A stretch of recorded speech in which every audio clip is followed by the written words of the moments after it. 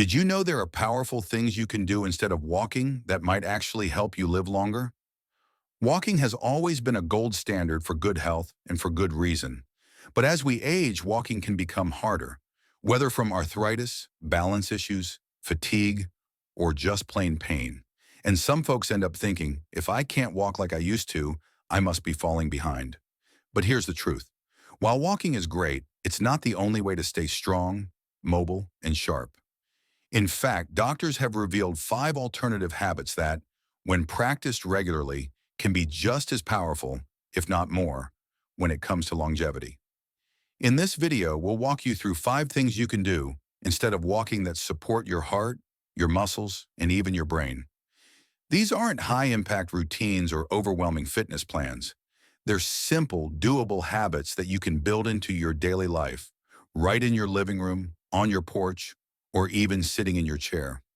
We'll look at why these habits work, how they support your health after 60, and why so many doctors are starting to recommend them alongside, or sometimes even ahead of traditional walking. Stay with us until the end, because one of these might just become your new favorite way to stay energized and independent for years to come. And no matter your age or ability, you'll find something here that meets you exactly where you are, while helping you move confidently toward a healthier, longer life. Number 1, a stretching habit that keeps your body moving.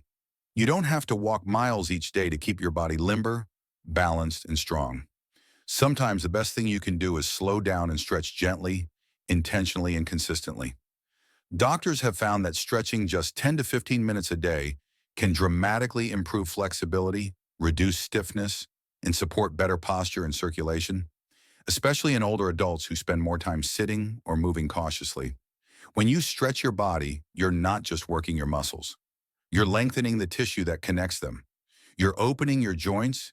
You're keeping the blood flowing freely through your limbs and helping your nerves. Stay awake and responsive. And the best part, stretching is something you can do in almost any space, at any time, without equipment or impact on your joints. Let's say you wake up and do a gentle shoulder roll. Then you raise your arms slowly overhead, hold and breathe. You bend gently to the side, then forward, only as far as is comfortable. You sit and extend your legs, flexing your feet toward you. You rotate your ankles. You twist slowly from the waist. These aren't big, dramatic movements, but over time they unlock your range of motion and keep you from stiffening up as the years go on. I once met a woman named Doris, 79, who told me her secret to feeling 20 years younger was stretching in the morning. I don't walk like I used to, she said, but I move better now than I did 10 years ago because I stretch. She made it part of her coffee routine. Before she poured that first cup, she did a short series of moves her doctor taught her. It wakes up my body, she said, and it reminds me I'm still capable. That's what stretching does. It reminds your body that it's still capable. It gently says, we're still here, we're still moving. And when you stretch daily, you make walking easier when you do it. You reduce the risk of injury, and you start each day by telling your body, I'm working with you, not against you. It's one of the simplest habits you can form and one of the most powerful gifts you can give yourself. Number 2, a strength routine that protects your independence. If there's one thing doctors agree on when it comes to aging well, it's that strength matters, not just for lifting heavy things, but for living a full, independent life. And while walking is great for the heart, it doesn't build strength the way your muscles truly need as you get older. That's why resistance training using light weights, resistance bands, or even just your own body weight is one of the smartest things you can do. Instead of walking, especially after 60, why? Because after age 60, your muscle mass naturally begins to decline. It's a process called sarcopenia, and unless you actively work against it, it gets faster with every passing decade. Less muscle means less strength, less balance, and less ability to do the little things, like getting up from a chair, carrying groceries, or catching yourself from a fall. Strength training doesn't have to be complicated.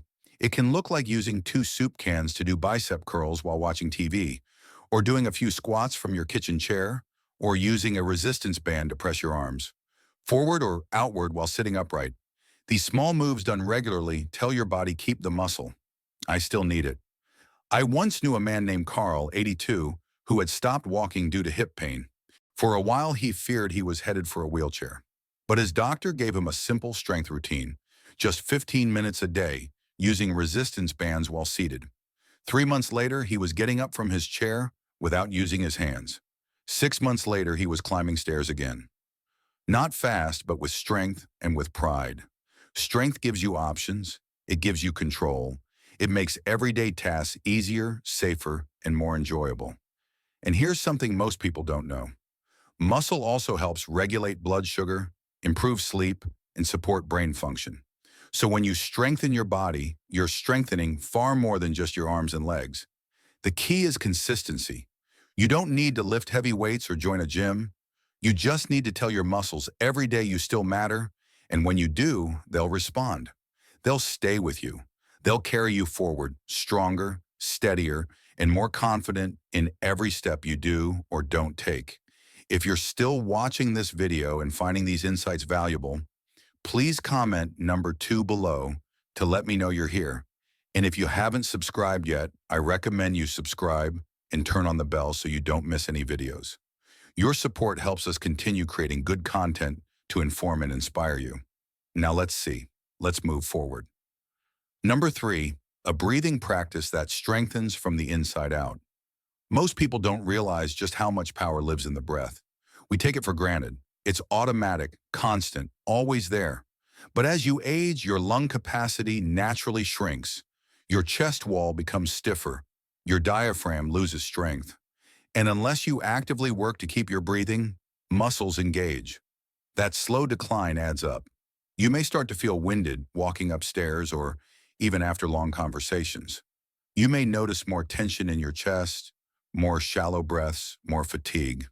That's why doctors now recommend deep intentional breathing as a daily health habit, one that can rival walking in its benefits, especially for older adults. Breathing exercises help in 3 essential ways. They improve oxygen exchange, reduce stress on the heart, and calm the nervous system. A simple routine might include sitting comfortably, placing one hand on your chest and one on your belly, then slowly inhaling through your nose for a count of 4. Hold for a moment, then exhale through your mouth for a count of 6. Repeat this for 5 to 10 minutes each day. It might sound too simple to make a difference, but over time it can reduce blood pressure, lower anxiety, and increase your stamina. I met a woman named Norma, 85, who had stopped walking outside because of shortness of breath. She felt embarrassed, like her lungs had turned against her. Her doctor recommended a daily breathing routine to retrain her diaphragm and calm her system. At first, she said it felt silly just sitting there, breathing. But 2 weeks in, she noticed she was sleeping better. A month in, she climbed the steps to her front porch without needing to stop. I didn't think breathing could be exercise, she said. But I was wrong. It's medicine. And she's right. Deep breathing stimulates the vagus nerve, which calms the body and reduces inflammation. It helps move lymph fluid, supports digestion, and increases focus. And unlike walking, it's something you can do even when you're sick, sore, or stuck in bed. The beauty of breathing is that it's always available. It costs nothing. It requires no space. And it meets you where you are, whether you're strong or tired, standing or lying down, worried or peaceful. It's your built-in tool for resetting, strengthening, and reconnecting. So if walking feels out of reach today, take a seat, inhale slowly, exhale fully, and remind yourself you're still in control of your health, one breath at a time. Number 4, a balance routine that protects your future. Most people don't think about their balance until they start to lose it. But the truth is, balance is one of the most essential and most overlooked keys to living independently as you age. Falls are the #1 cause of serious injury in older adults. And they don't just bruise your body, they bruise your confidence. After a fall, even a minor one, it's common to become more cautious, more hesitant, more sedentary. And that leads to a spiral, less movement, less strength, and even poorer balance. But here's the good news. Balance is a skill, and just like strength, it can be trained, improved, and maintained, often with just a few minutes a day. Doctors now recommend gentle balance training as one of the most powerful daily habits for seniors who want to stay upright, independent, and injury-free. These movements aren't complicated and they don't require fancy equipment. You might start by simply standing near a counter or sturdy chair, lifting one foot slightly off the floor and holding for 10 seconds, then switch sides. Or you might try shifting your weight slowly from one foot to the other while keeping your torso steady. More advanced versions might include standing heel to toe or practicing slow motion marching in place. And if you're open to it, a class like Tai Chi or gentle yoga can offer excellent, low-impact balance work with added social and mental benefits. I remember a man named Joseph, 81, who had started avoiding stairs after a close call on his front porch. He didn't fall, but he almost did, and that almost shook him. His daughter bought him a balance board, and he began doing short exercises each morning in his socks. After a few weeks, he told me, "I'm not afraid of my porch anymore." That's what balance training gives you back. Not just coordination, but confidence. And it doesn't just stop falls. It improves posture, core strength, ankle stability, and even focus. Your body becomes more aware of where it is in space. You begin to move with intention rather than fear. And that quiet confidence shows up in everything, from reaching for the top shelf, to standing in the shower, to walking through a crowd without hesitation. If walking is hard on your joints, or if you're trying to avoid a setback, balance work might be your best ally. It keeps you on your feet, sharpens your awareness, and restores the quiet trust you once had in your own body. Not because you're trying to prove anything, but because you still want to live on your terms. If you're still watching this video and finding these insights valuable, please comment number 4 below to let me know you're here. And if you haven't subscribed yet, I recommend you subscribe and turn on the bell so you don't miss any videos. Your support helps us continue creating good content to inform and inspire you. Now, let's see. Let's move forward. Number 5, a brain routine that keeps you sharp and engaged. Your brain is a muscle, and like any muscle, it needs regular stimulation to stay strong. After the age of 60, many people notice subtle changes in memory, attention, or problem solving. That's normal. But what's not often discussed is how powerful daily mental engagement can be in slowing cognitive decline and even building new neural connections well into your 80s and beyond. You don't need to be solving math problems or memorizing poetry. The goal isn't to become a scholar, it's to stay engaged, to challenge your brain just enough to keep it curious, active, and alert.